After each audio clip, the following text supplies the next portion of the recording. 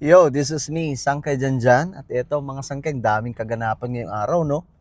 Lumabas lang ako saglit ng bahay, ang dami na pong nangyari. So pag-usapan lamang po natin ngayon mga sangkay itong ganap ngayon. At well, alam niyo na siguro ang nangyari mga sangkay. Nagkaroon po ng kudita sa Senado at ayun, napalitan si Alan Cayetano nitong si Cheese Escudero. Nako mga sangkay, masyadong masyadong magulo ngayon mga sangkay kasi ang pagkakaalam po natin, pinagpipilitan pa rin daw po ni Alan Cayetano na siya pa rin daw po ang Senate President na legal. Hindi daw po itong si Win Gatchalian kasi ang inupo ngayon mga sangkay, itong si Win Gatchalian bilang Senate President.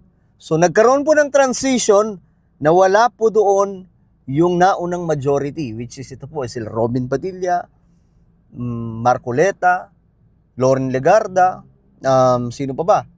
Pia Cayetano, Dalawang Villar, at kung sino pa mang mga kakampi nila mga sangkay. Ngayon, eto na. Itong si Cheese Escudero, ito, tingnan ko lang ha.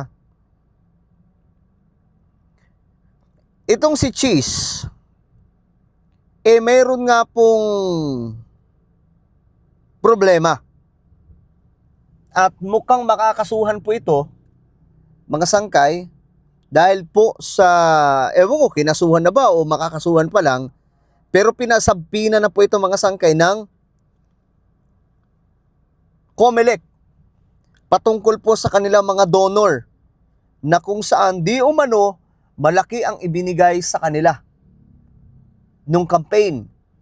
Ngayon mga sangkay, ang sinabi po ni Cayetano nakaraan na ilan daw po sa mga kasamahan nila ipinipilit daw po na bumaliktad para lamang daw po hindi makasuhan.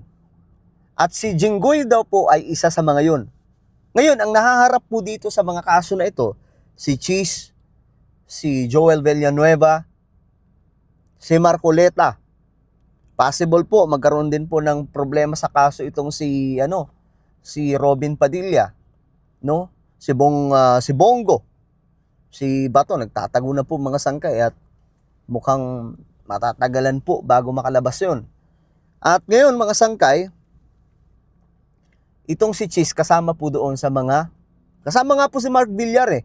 So halos lahat po na may mga kaso nasa kabila, nasa majority. Kaya nga lang, nakaraang araw, itong si Jinggoy, sabi pa nga po niya mga sangkay, kahit daw po siya ay makulong, hindi daw po siya babalentong. Ngayon, mga sangkay, ang nakakapagduda itong si Cheese. Ano kaya ito mga sangkay? Ako pro-government ako, pro-BBM ako, alam niyo yan guys. Pero, hindi naman po tayo bulag. At hindi rin po tayo tagahimod. Di tayo bayad. Kaya yung opinion natin, ito ay pansariling opinion. Nagtataka lang ako. No? Kumbaga ito pa rin yung stand ko eh. Panagutin lahat ng korap. Panagutin lahat po na may sala. Nasa majority man yan o nasa minority. Ngayon, itong pagbaliktad ni Cheese Escudero, ito ba yung mag-aabsuelto sa kanya? No? Sa kanyang kinakaharap na kaso? Ito ay tanong lamang mga sangkay. Kung ano na ba ang mangyayari? Iaabsuelto ba siya ng Iaabsuelto ba siya? Kasi bumaliktad na siya sa ngayon, isa na pong majority mga sangkay. 'Di ba? Ito na po yung kaila Tito Soto. Yung grupo na po nila mga sangkay ngayon ang majority, pero pinagpipilitan pa rin po talaga ni Senator Cayetano na hindi sila ang majority. Siya pa rin daw po ang nakaupong Senate President at magkakaroon pa nga daw po ng hearing pa rin bukas mga sangkay sa Senate Blue Ribbon Committee na pangungunahan po ni Pia Cayetano. At may mga pinatawag nga po sila mga sangkay. At ngayon, ang diniklara nga pong bagong upo na chairman ng Senate Blue Ribbon Committee ay itong si Erwin Tulfo. So magulo po ito ngayon mga sangkay, masyado magulo. So ngayon, balik tayo kay Chis Escudero. Ito yung binabantayan ko eh.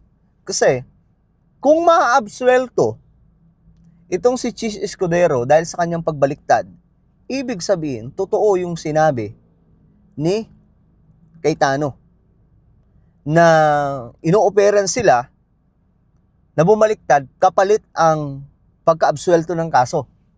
Pero, kung hindi maabsuelto itong si Chis Escudero, ibig sabihin lamang mga sangkay, nagsisinungaling si Alan Cayetano.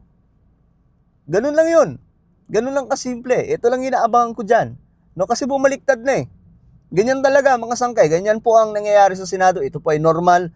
Kaya nga lang, isa ito sa pinakamagulong Senado sa panahon po natin ngayon mga sangkay. Kasi maraming beses naman po sumabog talaga yung gulo sa Senado. Pero this is the first time na nagkaroon po ng paulit-ulit na kudita. Ilang araw pa lang mga sangkay si Alan Cayetano, napalitan agad. And who knows, mga sangkay, biglang may bumaliktad na naman sa kabila. Kasi hindi po nagkakalayo yung numero eh. Di ba? Hindi nagkakalayo. Bumaliktad sa kabila. Halimbawa, ang isa sa pwedeng bumaliktad dyan, yung kapatid ni Jinggoy, si JV. Pwede rin bumaliktad itong si Lito Lapid. Or kung sino pa sa kabila, mga sangkay. Lahat posible. Pero gaya ng sinasabi ko, magulo po ito, mga sangkay. Ito po ang tingin ko tingin ko lang, ito yung first time na-witness ko na isa sa pinakamagulong Senado. So nakakalungkot man mga sangkay, pero talagang nangyayari ito ngayon.